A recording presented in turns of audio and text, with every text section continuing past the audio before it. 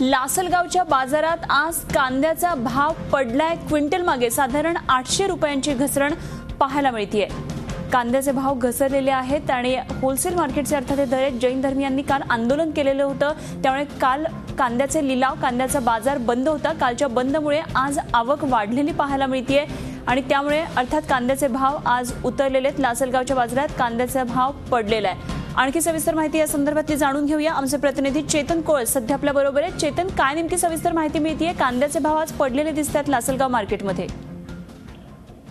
अनुपमा, हा कांद्याने जी कांदा 6324 रुपये झाला होता, हा सर्वाधिक उच्चांकी भाव होता।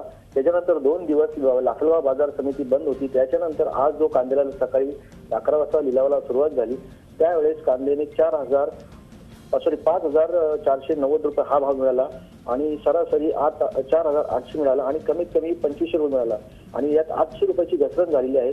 आंध्र प्रदेश व कर्नाटक या इथील नवीन कांदा हा मार्केटला आल्यामुळे त्याच्यामुळे आवक खूप मोठ्या प्रमाणावर आल्यामुळे हा कांद्याची भावात घसरण झालेली आहे।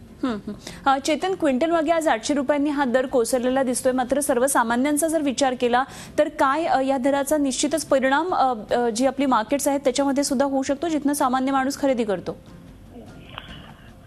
कांद्याच्या भावामध्ये अजून घसरण होण्याची व्यापाऱ्यांशी चर्चा केल्याचं समजले की व्यापाऱ्यांनी सांगितलेलं आहे की कांद्यामध्ये अजून भावात घसरण होण्याची शक्यता आहे, जेणेकरून याचा फायदा सर्वसामान्य नागरिकांना देखील होणार आहे।